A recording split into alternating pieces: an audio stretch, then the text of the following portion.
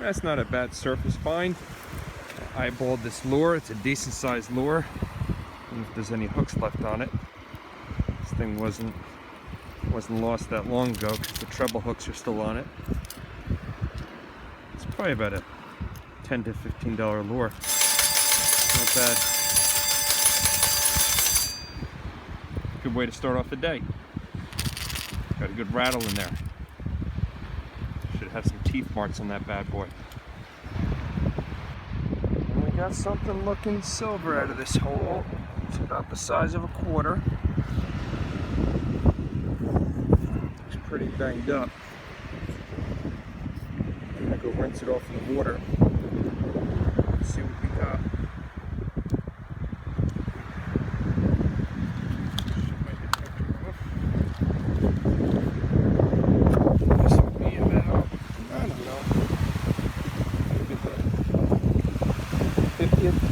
Silver out here.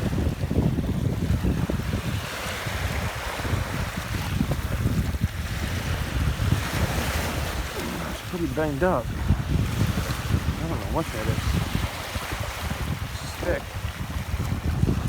Most of my silvers don't come out this corroded. I have no idea what that is.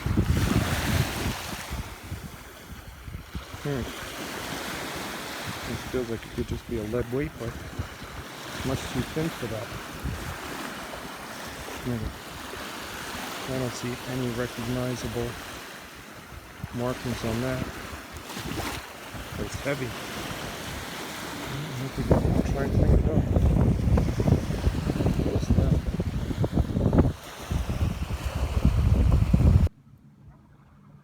Okay, coming out of this hole nice and deep in that really dark black sand. Although this is pretty beat up, that sure looks like some kind of, I'm gonna say it's a tiny buckle. Can't really get the junk off of it yet. It's on there pretty hard. I think that might be a buckle.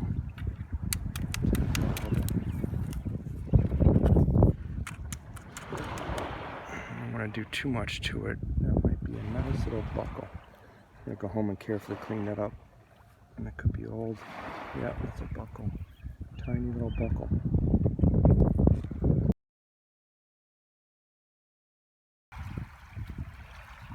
We got a pretty cool signal here that I just pulled out of that hole in the water there and tossed it up on shore, and it appears as if it's a key on a little chain. I don't think it's going to be a super valuable chain, but oh, 2 keys. But they do look somewhat older. Let's wash them up a little bit. Let's see.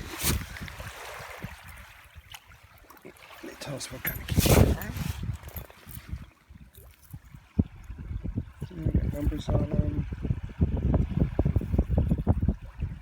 It says something cool. Yes. Garden Lock Company, USA. We're going to guess these keys were not lost recently, but and a cool little keychain. I love it. Sweet.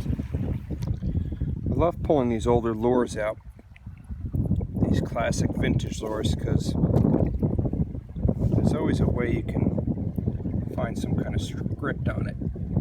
James E. Clark, looks like St. Pete, 33, Florida. Gives me something to bring home and look up. I bet that thing's vintage. At least, maybe even antique.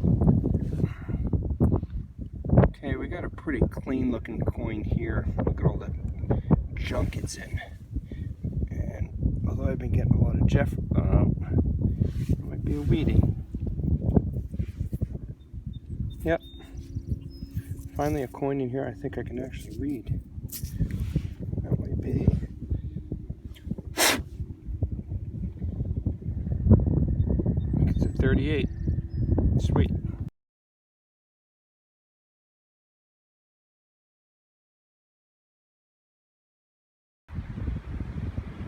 We have a really cool section here on the beach.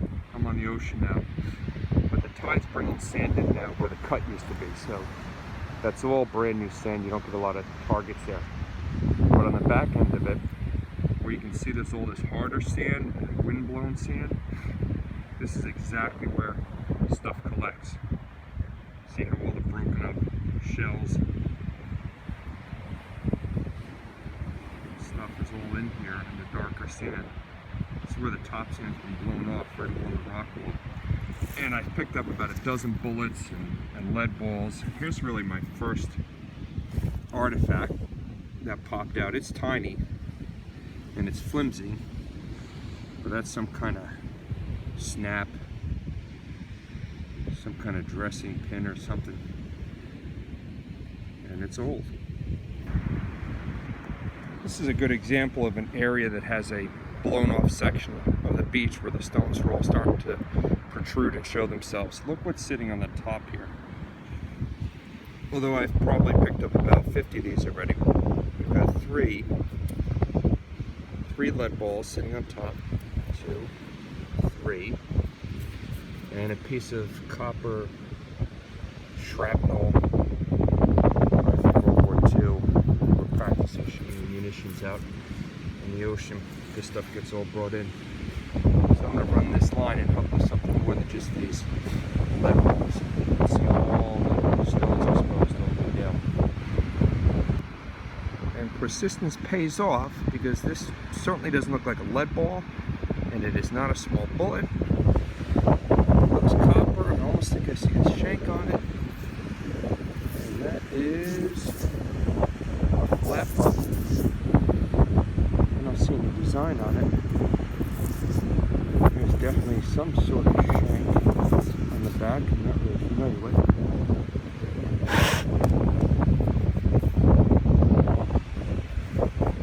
Sweet.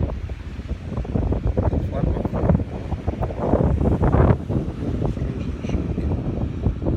Cool.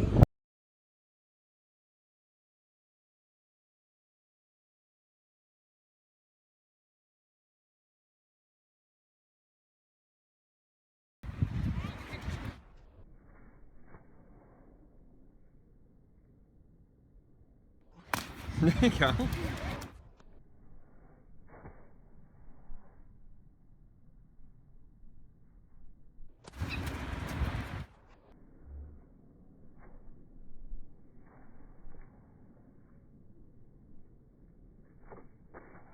Oh, so close.